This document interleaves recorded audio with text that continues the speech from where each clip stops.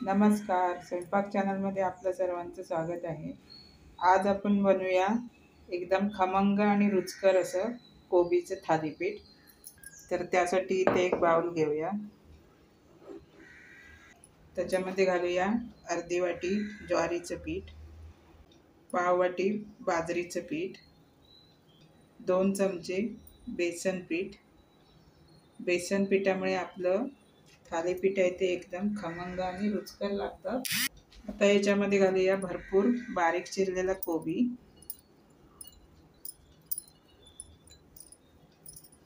भरपूर कोथिंबीर,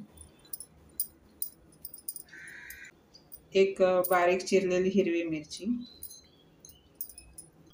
पाव चमचा हळद, पाव चमचा धणे पावडर, पाव चमचा जिरे पावडर. धणे जिरे पावडर नसती तर तुम्ही जिरे आणि धणे खलबत्त्यामध्ये कुटून सुद्धा घालू शकता. चवीनुसार मीठ, अगदी थोडासा हिंग आणि अगदी थोडासा मी इथे ओवा घेतलाय, तो आपण हातावरती असा क्रश करून घालूया. थोडं तेल, 1 चमचाभर. आता हे सर्व जिन्नस मिक्स करून घेऊया.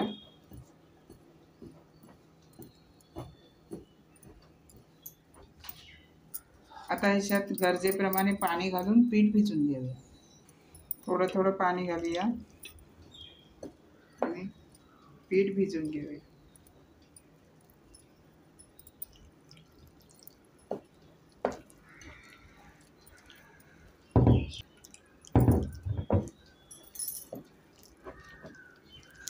याच्यामध्ये लाल मिरची पावडर घालायची राहून गेली होती, तर आपण थोडी लाल मिरची पावडर घालूया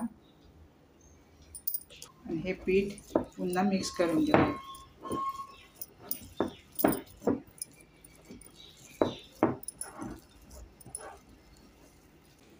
ते मी पातळसर असं पीठ बनवून घेतलेलं आहे. आता आपण याचं थालीपीठ थापून घेऊया. ते मी चॉपिंग बोर्डवरती कॉटनचा कपडा रुमाल ओला करून घेतलेला आहे. आता आपण एक मध्यम आकाराचा गोळा घेऊया.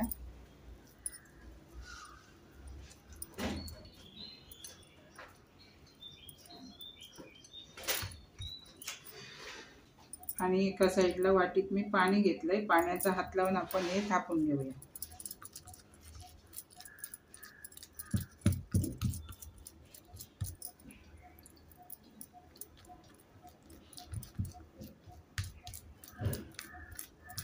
थालीपीठ हे थोडंसं जाडसरच असतं, त्याच्यामुळे आपण हे थोडंसं जाडसर आपण थापून घेऊया.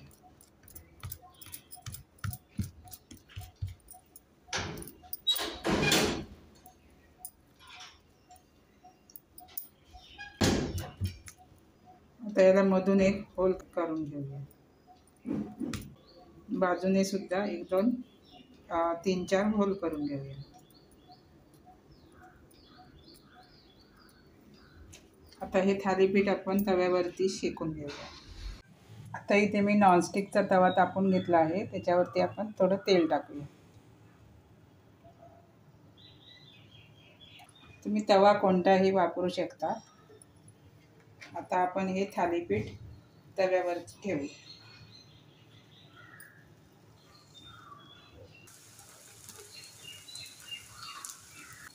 आता याच्यावरती आपण झाकण ठेवूया. छान आपण मध्यम गॅसवरती शेकून घेऊया आणि तोपर्यंत आपण दुसरं थालीपीठ टाकून घेऊया. आता हे थालीपीठ आपण परतून घेऊया.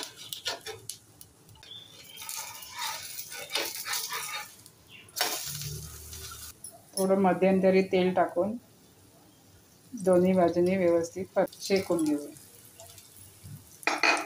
आता याची मी दुसरी बाजू सुद्धा परतून घेतली आहे. छान हे आपण कावित्याने दाबून व्यवस्थित दोन्ही बाजूनी शेकून घेऊया. छान आपलं थालीपीठ इथे दोन्ही बाजूनी व्यवस्थित शेकलेलं आहे. आता आपण हे थालीपीठ प्लेटमध्ये काढून घेऊया. आता परत थोडंसं तेल टाकूया. आणि आपण दुसरं थालीपीठ टाकून घेऊया.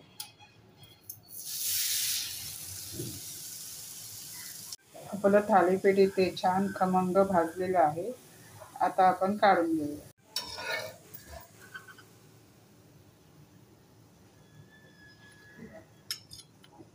आणि याचप्रमाणे राहिलेले थालीपीठ बनवून घेऊया.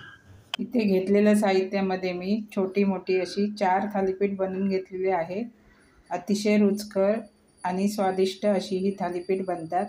ही थालीपीठ तुम्ही मुलांच्या डब्यात देऊ शकता किंवा तुम्ही नाश्त्यासाठी बनवू शकता. हे थालीपीठ तुम्ही दही किंवा हिरवी चटणी किंवा सॉस बरोबर खाऊ शकता. स्वादिष्ट रुचकर असे कोबीचे थालीपीठ खाण्यासाठी तयार आहेत. तुम्हाला जर व्हिडिओ आवडला असेल तर व्हिडिओला लाईक करा, शेअर करा आणि सबस्क्राईब करायला विसरू नका. धन्यवाद.